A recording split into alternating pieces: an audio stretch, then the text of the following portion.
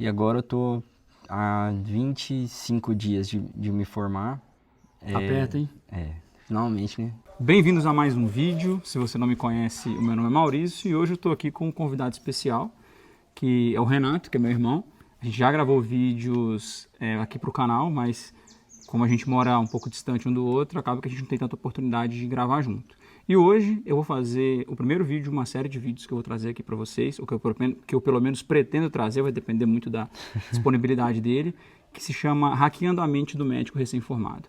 E nesse primeiro vídeo a gente vai escutar um pouco da história do Renato e também vamos falar sobre coisas que ele faria diferente na faculdade que poderiam ajudar ele agora. O Renato está aí há poucos dias de se formar e agora eu vou passar a palavra para ele poder dizer um pouco, falar um pouco sobre ele, que é melhor do que eu estar falando aqui. E aí, Renato, conta um pouco dessa história aí, como é que foi a sua faculdade, quanto tempo falta para você se formar? Eu comecei a faculdade na Universidade Federal do Amapá, passei um ano por lá, consegui fazer a transferência para a Universidade Federal de Alagoas. Alagoas, você morou em Maceió, né? Em Maceió. Para Maceió. Fiquei 5 anos lá, né? E agora eu tô há 25 dias de me formar. Tá perto, hein? Finalmente, né? Nossa. Foi bom enquanto durou. Eu tava num desespero para formar quando eu tava nessa época aí perto de acabar. Eu tava ansiosíssimo. Não sei como é que você tá, mas eu tava pelo menos bastante eufórico aí com a formatura. Assim, eu tô ansioso pra pegar logo o CRM, né? Mas acho que eu tô mais tranquilo do que eu tava esperando. Acho que já teve um momento assim que De maior ansiedade. eu tava mais ansioso. Mas aí a gente, assim, tem algumas oportunidades ali dentro do internato ainda, agora nesse último período que dá um pouco mais de tranquilidade, né? A gente teve o internato rural da gente que fica um bom tempo ali, vendo e ajudando, né, os médicos. Assim, a gente vê que a gente sabe as coisas mesmo, tal, fica mais tranquilo um pouco ali, né? Mas aí eu acho que uma coisa que o pessoal pode estar tendo dúvida é o que você está fazendo aqui? Eu moro em uma cidade no interior de Goiás e você faz faculdade da UFAL lá em Maceió. Como é que você veio parar aqui no interior de Goiás? Sendo que ainda falta alguns dias, né? Sendo que ainda falta alguns dias. Eu vim fazer o meu estágio opcional aqui, né? Eu iria fazer lá em Maceió mesmo, na área que eu pretendo fazer residência, mas aconteceram algumas coisas lá em casa e eu aproveitei também para vir passar o Natal por aqui, né, com vocês, e foi isso. Em relação à faculdade, nós vamos entrar agora aqui no assunto de maneira propriamente dita, né? O que você faria diferente? A gente pode separar, eu acho. Pode separar em pré-internato e internato. Então, do primeiro ao 8º período, tinha alguma coisa que você poderia fazer de diferente? E após entrar no internato, tinha alguma coisa que você poderia fazer diferente? O que você fala dessa primeira parte aí, do primeiro ao 8º período? Eu acho assim que eu particularmente, né, o que eu faria? Entrei no primeiro dia, se eu tivesse a mesma cabeça que eu tenho hoje, né, eu procuraria o edital de alguma faculdade, de alguma prova de residência. Eu olharia o que eu precisava fazer dentro da faculdade, né? E começar a ir atrás disso. Porque, querendo ou não, lá na frente vai fazer muita diferença, né? E a gente não tem noção nenhuma. Assim, a maioria das pessoas, a não ser que você tenha alguém já que esteja na frente ali fazendo. Igual assim, eu tinha tinha noção de algumas coisas, mas mesmo assim já tinha um tempo que você tinha formado quando eu entrei. Sim. Então, era diferente as coisas, né? A minha realidade era diferente da sua, né? Então, aí às vezes a gente entra ali, a gente pensa que vai dar tempo de você fazer, mais pra frente eu faço, mais pra frente eu vou atrás de uma monitoria, mais pra frente eu vou atrás de participar do centro acadêmico, publicar artigo, né? Porque é disso que ele está falando, de fazer coisas durante a faculdade que possam vir a ajudar você a ter uma nota melhor no currículo. Porque o currículo, se você colocar na ponta do lápis ali, ele não é muita coisa no somatório final da prova, né? Só que ele pode abaixar a sua nota se você tiver um currículo muito ruim, tá? E pode aumentar um pouco, e esse pouco pode ser ali a diferença entre você passar e não passar. Então, o que você puder fazer durante essa parte, eu acho que realmente é interessante. E assim, por exemplo, no Enare, ele exige muito que você tenha feito na área que você quer fazer a residência. Então, o que é bom fazer? Tenta garantir alguma coisa. No começo logo da faculdade, tipo assim, consegui fazer uma pesquisa aqui, entrei numa liga, da primeira liga que eu passei eu já entrei. porque você já garante isso daí no seu currículo e depois você não vai ter mais preocupação com relação a, tipo assim, tá na pressão ali para fazer a liga porque você não tem nenhuma. Então você vai poder se dedicar para entrar na liga que você tem como objetivo ou fazer a monitoria que você tem como objetivo. E é isso, assim. Procurar também, por exemplo, na minha faculdade era um pouco ruim, assim, de fazer pesquisa. Tive vários colegas que fizeram, mas, por exemplo, assim, eu não vi oportunidade nenhuma de eu fazer, né? Até, assim, essa questão aí da transferência que eu fiz, eu já não conhecia nenhum dos professores do ciclo básico, que é, assim, a maioria das pessoas... Na faculdade que você chegou, né? Então Isso. você não conseguia conhecer ninguém na UFAL, no caso. E aí não dava assim, eu não tinha como chegar no professor e pedir, né, alguma coisa, até porque os meus amigos já tinham feito isso e estavam já desenrolando a pesquisa deles. Juntamente com isso, eu ia fazer o segundo ano, ainda era o ciclo básico, mas teve a pandemia junto. E aí acabou que mantive a mesma distância dos professores. Então, na sua faculdade, devido às circunstâncias, né? Você teve uma dificuldade de fazer isso. Foi. Teve uma dificuldade. Imagino mesmo na pandemia. Eu dava aula na pandemia, né? E isso, a pandemia com certeza limitou muito. Limitou a gente, até para não tinha como você fazer monitoria. Nem lembro de estar tendo processo seletivo para monitoria, pelo menos durante um tempo, aquela época que a gente ficava todo mundo afastado mesmo dessas atividades, né? Fazer tudo online. Então, realmente, com certeza, algumas pessoas tiveram prejuízo. Em contrapartida, a galera teve nota boa, né? Porque as provas eram online, dava para colar tudo ali. E aí o pessoal deve ter um coeficiente ali, que tem alguns currículos que aceitam o coeficiente, na maioria deles leva em consideração o coeficiente. Mas enfim, tudo tem vantagens e desvantagens, né? A gente tem que entender. Mas o ideal é que você, no mundo perfeito, faça o que ele falou mesmo. Pegue um currículo ali. Mas eu não... Aí você pode pensar, mas eu não sei aonde eu vou prestar a prova de residência. Pega da região que você mora, porque existe uma possibilidade. Né? Você faz faculdade na região de Goiás. Eu moro em Goiás, né? Então vou dar o exemplo daqui. Pega lá o currículo do SES Goiás, pega o currículo do PSU Goiás e vá dar uma olhada no que é exigido para você fazer, para você se programar, para tentar ter o máximo possível de pontuação naquele currículo. Porque vai fazer diferença. Até porque, assim, nesses currículos, né, eles vão privilegiar quem está na região. Então, assim... isso tende a acontecer mesmo. Vai ter alguma coisa que, né, na região especificamente as pessoas fazem muito, nas outras faculdades não fazem, né? E aí você acaba perdendo ponto ali, não conseguindo ter um currículo muito bom por causa disso. Mas, assim, no geral, um currículo que eu achei, assim, bem completo e tal, sem essas coisas extras aí Tinha acho que o de Brasília tem o projeto Rondon, assim, que também é uma coisa que nem todo mundo faz, né? Pouca gente faz, na verdade. E aí, mas assim, um completo mesmo, em questão de artigo, de pesquisas, que eu vi, assim, é o da USP. Eu não sei como é que tá, porque agora em 2024 mudou, mas o de Clínica Médica de 2023, assim, se você tivesse metade do que os caras pediam... Seria bem qualquer currículo. Então, isso é uma possibilidade também. Eu não sei onde vou prestar. Pega o da USP, de Clínica Médica, porque na USP ainda tem isso. Na USP, pelo menos no último edital era assim.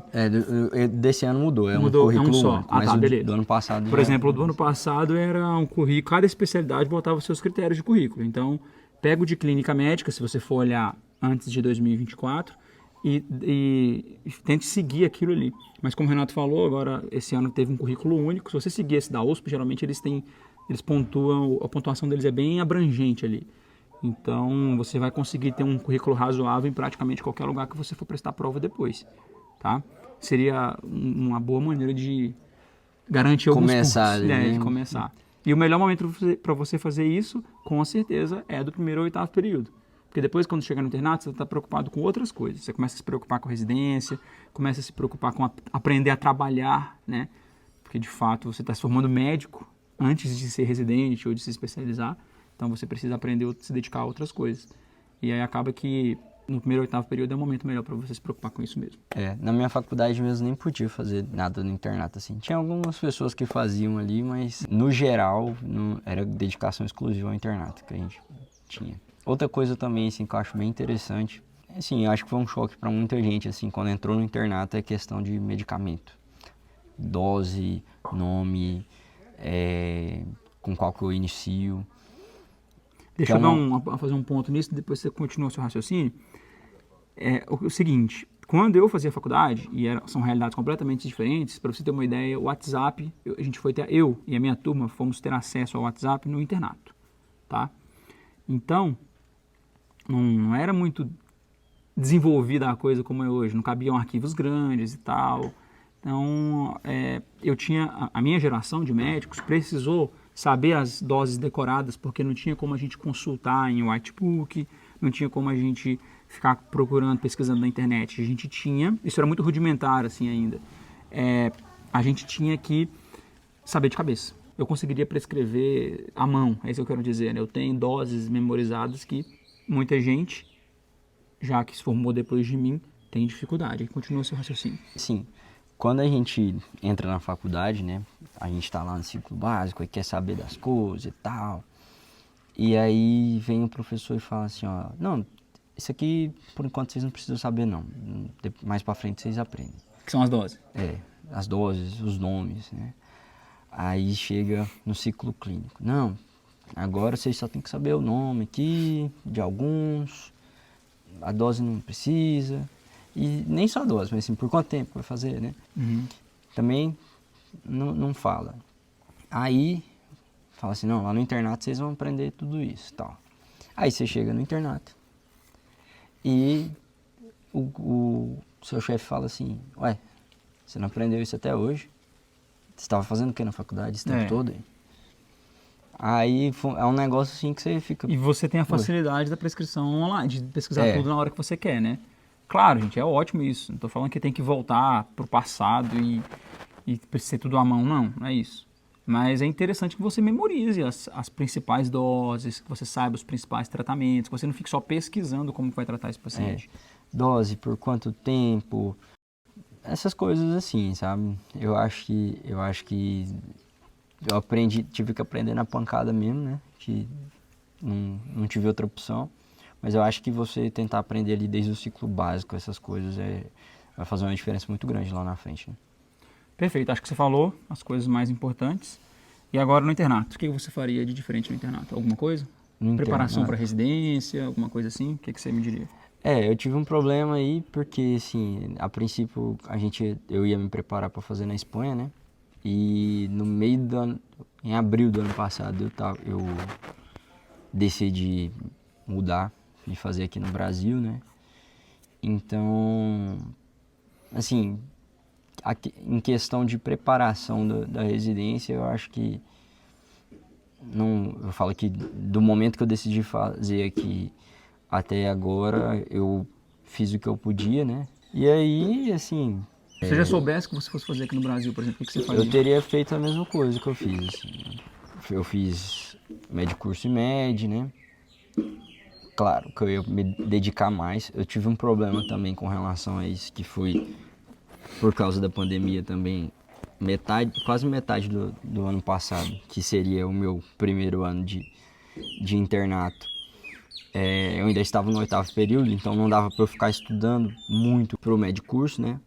Porque não era o meu foco fazer a residência aqui. Focando entrar no internato, né? Porque estava no 8º período ainda. E estava querendo entrar no internato, tinha prova, tinha trabalho para apresentar, então acabou atrapalhando muito com relação a isso. Perdi o ritmo ali, né? No começo é bom, você tá empolgado com o negócio, né? Mas aí depois tinha que dar prioridade pro que você precisava, né? Até porque para entrar na residência tem que formar. E assim, o que você falaria, o que você acha que seria o ideal, então, nessa questão da preparação? Tipo, começar a estudar no 5º ano, deixar para estudar no 6º? Sim, eu acho que assim, não só no internato, mas eu acho que desde o ciclo básico o cara já tem condições de ficar fazendo questão. Não precisa fazer 100 questões na semana. Faz umas 15 questões na semena ali, só para você ir pegando ritmo. Às vezes até estudar para as matérias, por questão também, assim, né? Para não ficar. Às vezes você está com preguiça, não consegue seguir isso que ele falou, que é difícil. Vou ter uma prova de GO. Então, beleza, estudei aqui a matéria, vamos pegar uma questões de GO e fazer questões de GO. Hoje você tem um monte de banco de questões comentadas, que são baratas, acessíveis, né? Barato é meio relativo, mas assim, são acessíveis, que você pode às vezes conseguir pagar isso aí, e isso já vai te ajudando a entender a se preparar para o momento que você precisar mesmo fazer residência, né? Sim. Isso eu acho que é uma coisa boa mesmo. É.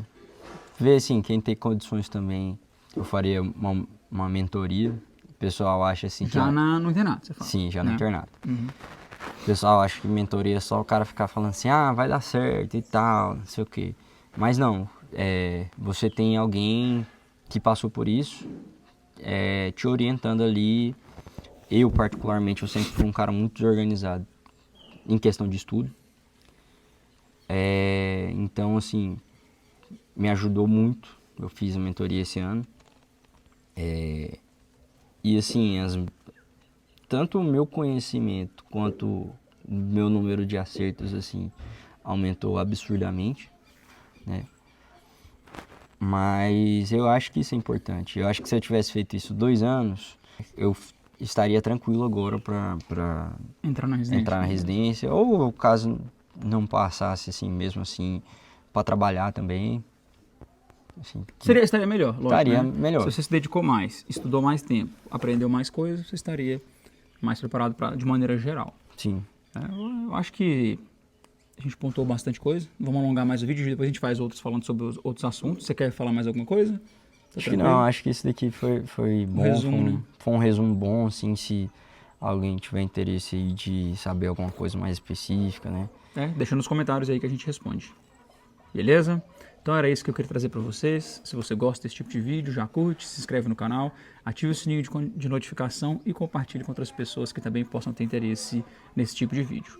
Um grande abraço e até o próximo vídeo.